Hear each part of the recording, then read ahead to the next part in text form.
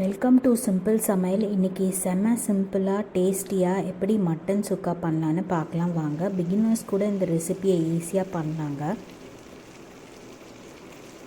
இது ஒரு 20-25 நிமிஷத்துக்குள்ளே நீங்கள் பண்ணிடலாம். ஒரு ப்ரெஷர் பேனில் 3 ஸ்பூன் நல்லெண்ணெய் ஊற்றிக்கோங்க. நல்லெண்ணெய் டேஸ்ட் கொடுக்கும், ஹெல்த்தியும் கூட.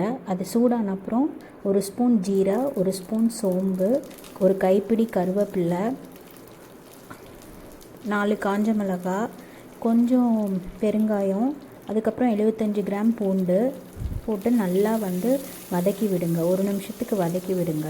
நான் நாட்டு பூண்டு போட்டிருக்கேன், உங்களுக்கு கிடைக்கிற பூண்டை போடுங்க. அதுக்கப்புறம் கழுவி வச்சுருக்க மட்டன் ஆட் பண்ணுறேன். நான் மஞ்சள் பொடியில் மட்டனை கழுவி வச்சுருக்கேன். 500 கிராம் மட்டன் யூஸ் பண்ணியிருக்கேன். அதையும் நல்லா 1 நிமிஷத்துக்கு வதக்கி விடுங்க.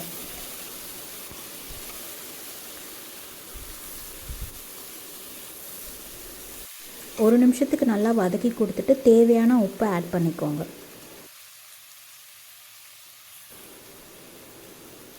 1 ஸ்பூன் மிளகு பொடி ஆட் பண்ணிக்கோங்க. நல்லா 2 நிமிஷத்துக்கு வதக்கி விடுங்க. நம்ம போட்டிருக்க கார்லிக் ப்ரெஷர் குக்கரில் வைக்க போது அது மசிஞ்சு வந்துடும். அதனால் நம்ம க்ரஷ் பண்ண தேவையில்லை. இப்போது அளவாக தண்ணி ஊற்றணும். ஒரு அரை கிளாஸ் இல்லை 3/4 கிளாஸ் ஊற்றுங்க. அதுக்கு மேலே ஊற்றாதீங்க. அப்புறம் நல்லா அதை மிக்ஸ் பண்ணி விடுங்க.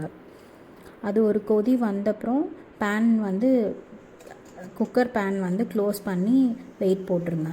உங்கள் மட்டன் பொறுத்து நீங்கள் விசில் எவ்வளோ சவுண்ட் வைக்கணும்னு டிசைட் பண்ணிக்கோங்க. எனக்கு கிடைக்கிற மட்டன் நான் 9 to 12 விசில் வைக்கிறேன். ஒவ்வொரு நாளைக்கு ஒவ்வொரு மாதிரி இருக்குது. நான் 12 விசில் வச்சுருவேன். ஏன்னா அப்போ தான் கொஞ்சம் சாஃப்டாக வரும். ப்ரெஷர் ரிலீஸ் ஆன அப்புறம் நீங்கள்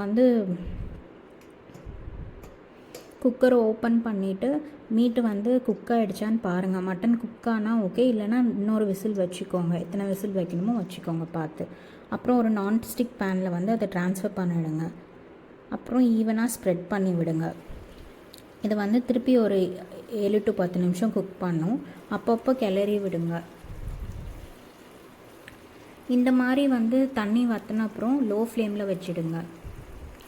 லோ ஃப்ளேமில் வச்சா தான் அந்த மசாலா எல்லா இடத்துலையும் ஈவனாக ஸ்ப்ரெட் ஆகி நல்லா வரும். கொஞ்சம் நேரத்தில் இந்த மாதிரி எண்ணெய் வெளியில் வரும். இந்த ஸ்டேஜில் உங்களுக்கு கொஞ்சம் மசாலாவே வேணும்னா இந்த ஸ்டேஜ்லேயே நீங்கள் சுவிட்ச் ஆஃப் பண்ணி எடுத்துடலாம். எனக்கு கொஞ்சம் ட்ரையாக வேணும், அதனால் நான் இன்னும் கொஞ்சம் நேரத்துக்கு குக் பண்ண போகிறேன். இன்னும் கொஞ்சம் நேரம் குக் பண்ணால் அது கொஞ்சம் ட்ரை ஆகிடும். இந்த மாதிரி ட்ரை ஆன அப்புறம் சுவிட்ச் ஆஃப் பண்ணிடலாம். அதை ஒரு பவுலில் ட்ரான்ஸ்ஃபர் பண்ணிக்கோங்க. அப்படியே சுட சுட சர்வ் பண்ணுங்கள். இது ரசம் ரைஸ், டால் ரைஸ், சாம்பார் ரைஸ் எல்லாத்துக்கும் நல்லா இருக்கும். பண்ணி பார்த்துட்டு எப்படி இருக்குன்னு சொல்லுங்கள். நம்ம சேனலில் நான் ஆல்ரெடி ரசம் ரெசிபி ஷேர் பண்ணியிருக்கேன். நீங்கள் பார்க்கலன்னா பார்த்துக்கோங்க. அந்த ரசம் இதுக்கு ரொம்ப நல்லா சூட் ஆகுங்க.